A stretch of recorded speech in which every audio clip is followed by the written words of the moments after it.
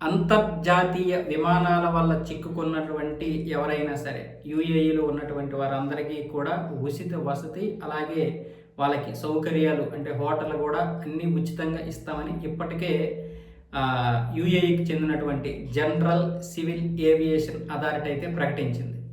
మరొక వైపు air India, ఇండిగోకి చెందినటువంటి ఫ్లైట్లన్నీ రద్దు అయిపోవడం వల్ల ఇక్కడ చాలామంది వారి బంధువులు అయితే ఆందోళన వ్యక్తం చేస్తున్నారు. వాళ్ళకు కూడా సరైనటువంటి ఏర్పాట్లు అయితే చేస్తున్నారు.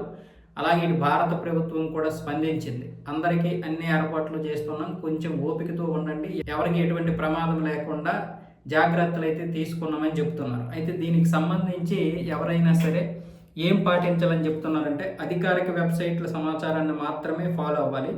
యూఏఈకి చెందిన హోంశాఖ, రక్షణ శాఖ, civil aviation authority, Dubai media office, Abu Dhabi media office, Dubai airports, Abu Dhabi airports వెబ్సైట్లను ఎప్పటికప్పుడు గమనించుకోవాలి. కాంట్రాక్ట్ వివరాలు అప్డేట్గా ఉంచుకోవాలి. సోషల్ మీడియాలో చక్కర్లు కొట్టే ధృవీకరణ లేని సమాచారంపై ఆధారపడవద్దు, మోసపోవద్దు.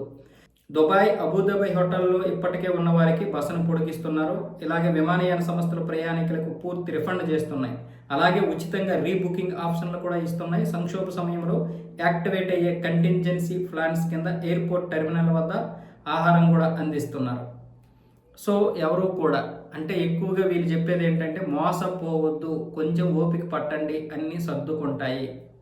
ఒకవైపు దుబాయ్కి కూడా ఇది చాలా పెద్ద నష్టమే. ఎందుకంటే ఇప్పుడు పర్యాటకులందరూ కూడా ఆగిపోతారు. వచ్చినటువంటి పర్యాటకులు ఎక్కడో అక్కడ బ్లాక్ అయిపోయారు. ముఖ్యంగా అక్కడ పెద్ద పెద్ద హోటల్ మీదే దాడులు జరిగేటటువంటి పరిస్థితి కనిపిస్తుంది. కాబట్టి దుబాయ్ కూడా ఇప్పుడు ఈ మంటల్లో చిక్కుకుంది, దుబాయ్ నగరం కూడా. సో అందుకే యూఏఈ మొత్తం తీవ్రమైనటువంటి జాప్యంతో ఉంది. కాబట్టి అంటే దుబాయ్ ఇవన్నీ ఒకటే కదా, యూఏఈ అంటే అదంతా ఒకటే.